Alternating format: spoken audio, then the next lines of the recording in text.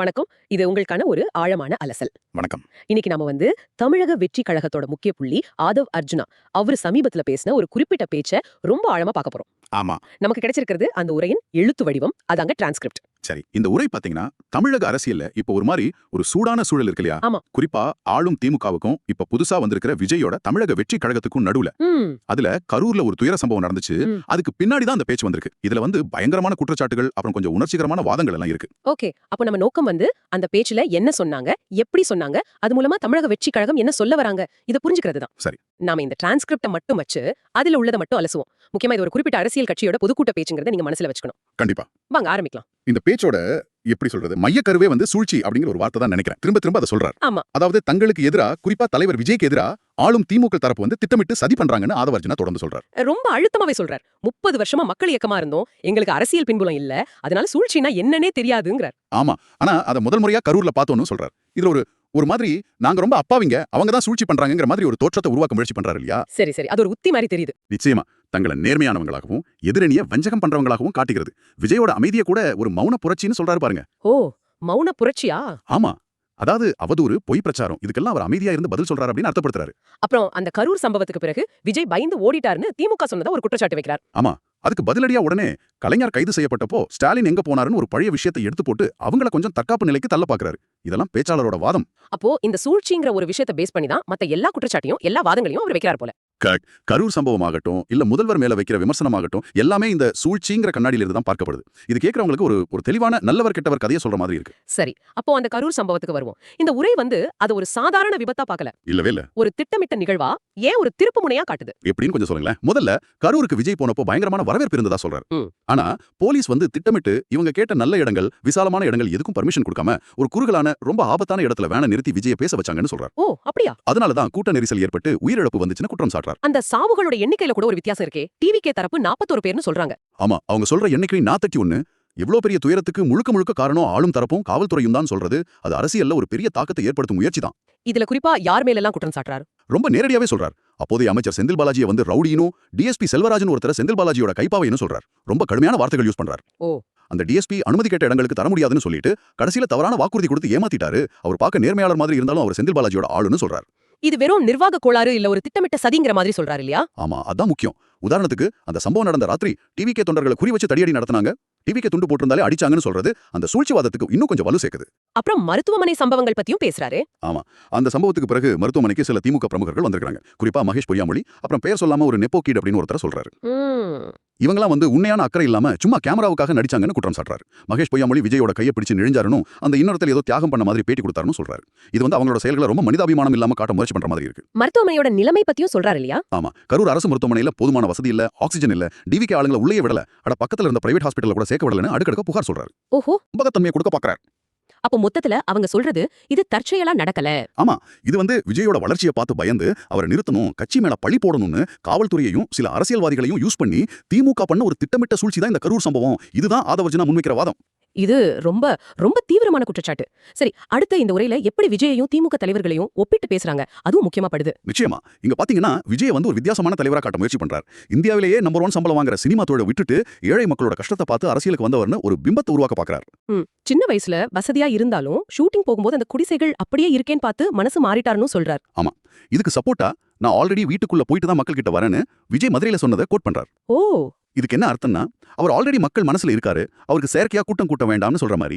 இதுக்கு அப்படியே ஆப்போசிட்டா திமுக காசு கொடுத்து அரசு பஸ்ஸே புடிச்சுதான் கூட்டத்தை கூட்டுறாங்கன்னு விமர்சிக்கிறார். விஜய்க்கு வர்ற கூட்டம் இயற்கையானதுன்னு சொல்றதுக்கு எதுவும் உதாரணம் சொல்றாரு.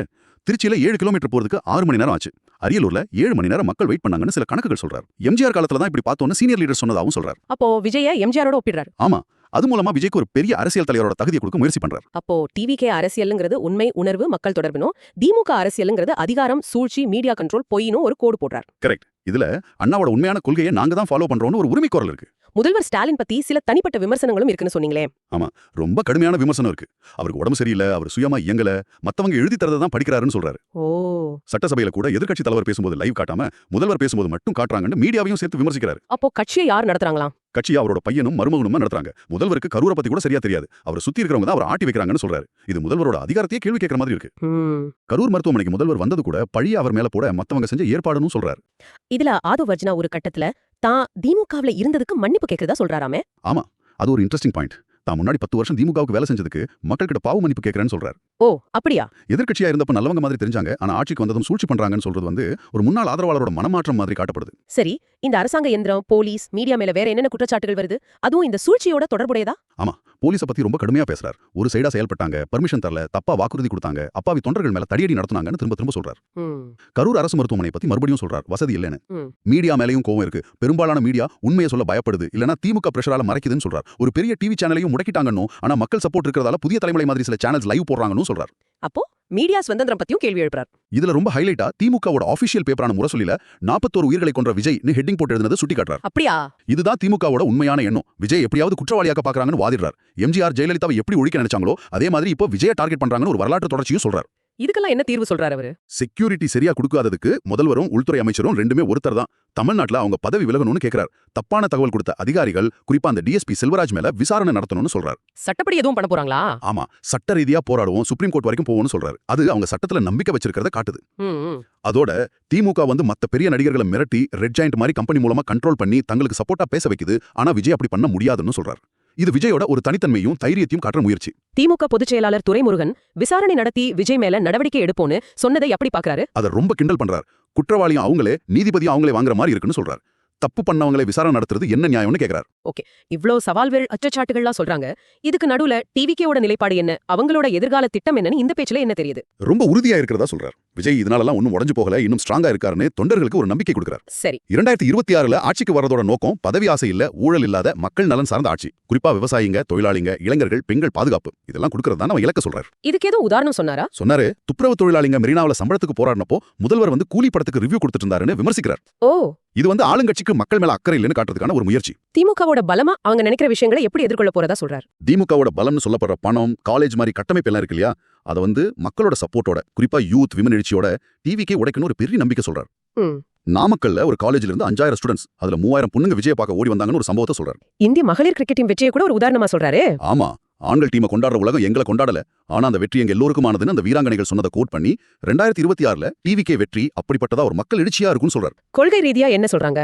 டிவிக்கே வந்து அண்ணாவோட உண்மையான கொள்கை, அதாவது சமத்துவம், சாதி மத பண அரசியல் இல்லாம இருக்கிறது, இதை ஃபாலோ பண்றதா சொல்றார். ஊழலையும் குடும்ப அரசியலையும் ஒழிக்கிறதா மெயின் டார்கெட்னு சொல்றார். சரி, இன்னைக்கு இருக்கிற திமுக அண்ணாவை விட்டுட்டு காந்தியை, அதாவது பணத்தை மட்டும் தான் ஃபாலோ பண்றாங்கன்னு ஒரு கிண்டலா சொல்றார். எலெக்ஷன் கணக்கு பத்தி எதுவும் பேசினாரா? பேசினாரு. டிவிகேக்கு இப்போதே 26% சப்போர்ட் இருக்கு, அதனால தான் திமுகக்கு இவ்வளவு கோபம் சொல்றார். தமிழ்நாடு முழுக்க விஜய் பிரச்சாரம் செஞ்சா தனிச்சே நின்னு ஜெயிக்கிற பவர் அவருக்கு இருக்குன்னு சொல்றார். ஓ, எம்ஜிஆர் கட்சி ஆரம்பிச்சப்ப கூட்டணி பத்தி யோசிக்கலைங்கிற மாதிரி ஒரு ஒப்பீடு பண்றார். இறுதியா அந்த பேச்சு எப்படி முடியுது? ரொம்ப உணர்ச்சிகரமா முடிக்கிறார். தீய சக்தியை அழிக்க எம்ஜிஆர் ஜெயலலிதாக்கு பிறகு வந்திருக்கிற ஒரே தலைவர் விஜய் தான் சொல்றார். அப்புறம் தைரியம் இருந்தா கைவைங்கடா என் தலைவரா பாத்துருவோம் அப்படின்னு ஒரு நேரடி சவாலோட பேச்ச முடிக்கிறார். இது வந்து தொண்டர்களை எமோஷனலா சார்ஜ் பண்ற ஒரு முயற்சி. ஆஹா, இந்த பேச்சோட ஒரு முழு வடிவத்தை பார்த்தா இது தமிழக வெற்றி கழகத்தை ஆளும் திமுகவோட அரசியல் சூழ்ச்சிகளால பாதிக்கப்பட்ட ஒரு அமைப்பா காட்ட முயற்சிக்குது. ஆமா, குறிப்பா அந்த கரூர் சம்பவத்தை அந்த சூழ்ச்சியோட ஒரு முக்கிய எபிசோடா காட்டுது. ஆமா, விஜயோட அரசியல உண்மை, உணர்வு, மக்கள் சக்தினோ, திமுக அரசியல ஊழல், குடும்ப ஆட்சி, சூழ்ச்சி, நடிப்பு, அதிகாரம் மமதேனோ ஒரு எதிர்நிலையை தொடர்ந்து கட்டமைக்குது. சரி, இது மூலமா டிவிகே தான் உண்மையான ஆல்டர்னேட்டிவ், மக்களுக்கு இருக்கிற ஒரே நம்பிக்கைங்கிற வாதத்தை ரொம்ப ஸ்ட்ராங்கா வைக்கிறாங்க. நீங்க கவனிக்க வேண்டிய ஒரு விஷயம் என்னன்னா, இது ஒரு பொதுக்கூட்ட மேடை, ஒரு குறிப்பிட்ட கட்சியின் ஆதரவாளர்கள் முன்னாடி ரொம்ப உணர்ச்சிகரமா பேசப்பட்ட ஒரு அரசியல் பார்வை. ஆமா, இதுல சொன்ன தகவல்கள், குற்றச்சாட்டுகள் எல்லாமே அந்த பேச்சாளரோட பாயிண்ட் ஆஃப் வியூல சொல்லப்பட்டது. நாம அதை அப்படியே உங்களுக்கு கொண்டு வந்திருக்கோம், எங்க சொந்த கருத்தை எதுவும் சேர்க்கல. இந்த மாதிரி ஒரு உண்மை வெர்சஸ் சூழ்ச்சி, உணர்வு வெர்சஸ் நடிப்புன்னு ஒரு சித்திரத்தை உருவாக்குறது அரசியல்ல ரொம்ப பவர்ஃபுல்.